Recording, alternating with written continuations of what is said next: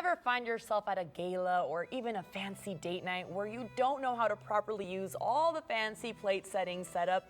Well, joining us this morning to explain is etiquette consultant Grace Uwizeye-Allen.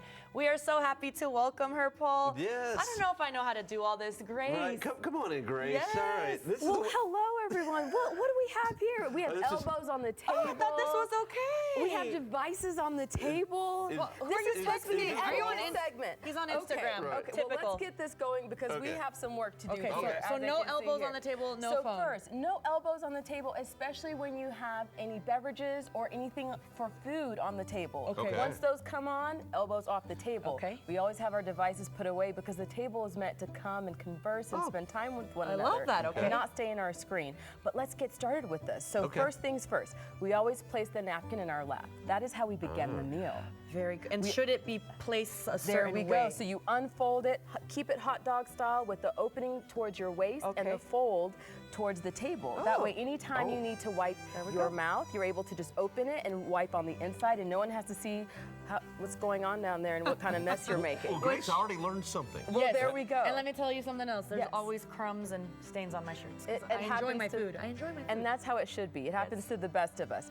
Okay, so we have our napkins on the table. Let's look at our glassware because usually when people sit down, they always want to take a drink. Well, which one do we use? And we want to make sure we don't take someone else's because I think that's one of the most embarrassing things that I see often take place. So we have our water glass here and our beverage glass here. You know that it's your water glass because it's always above your knife, right above there, closest to your plate. Okay, so we take a drink, we're not thirsty anymore, we're looking around. Uh-oh, here it comes, the dreaded which piece of cutlery do we pick up first? There's so many. So then you start looking around, you get nervous, uh-oh, let me wait for someone else to make the first move. Well, you don't have to do that anymore. You know, I had always, and I don't know if I saw this in a movie, but I always just fake it and kind of go from the outside in. Is that kind of right? You know, you're not too far off base there. There's actually a reason for that because, for example, our first course is typically a soup course. And we would pick up our soup spoon, which is on the far right, on the outermost, and we would go for our soup. So we would go through our soup.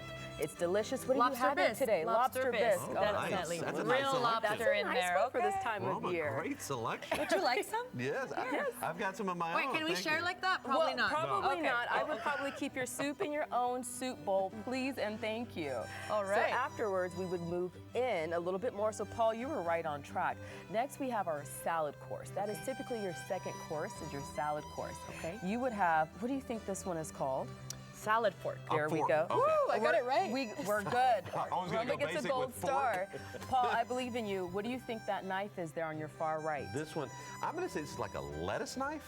Close. Salad knife. There we go. Salad knife. So that is our second course. So we're slowly moving our way in. Perfect. So now we're having our salad course. Now, typically during this style, you can either use continental or American style, depending on what you're comfortable with. A lot of times, our salads tend to be really big and chunky and clunky, so we often need a knife to be able to cut down on some of that as well as using our fork. So that's usually our second course. Sounds good. All right, we are moving right on along. We're not nervous. We're having a good time. Fun. I know what I'm doing. I'm a pro now. There we go.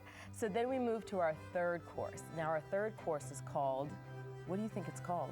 You told me, so I'm gonna cheat. Main course. Main course. Often we say entree. It's actually called a main course because entree is entrée, which is French for first or to enter. And our third course is our main course, so that couldn't possibly be our first course. All right, so then we would use our dinner knife and our dinner fork. I'm going to say steak knife. Close. Dinner knife and dinner fork. There we go. Exactly. Now, sometimes it can be a steak knife, especially if you're having a steak. So you what were are these spot for? on. These little ones. Thank you, Roma. So that goes for our fourth and final course, which is my personal favorite course, our dessert course. So now we move on to our dessert course. And now, if you notice, we have two little plates up here.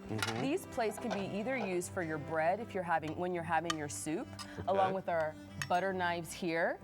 Or sometimes that is your dessert plate. So at that point, you would set your butter knife to the side, and now you have your dessert cutlery. We have our dessert fork and our dessert spoon. In case there's like ice Well, cream. Grace, In we case learned there's ice so cream. much Yes. today. How can Yes. people reach out to you? You teach courses for children and adults. Absolutely. So we have several courses coming up here at Graceful Etiquette, starting in June with our professionals who want to get better about networking along with business dining, similar to what we did today, as well as public speaking.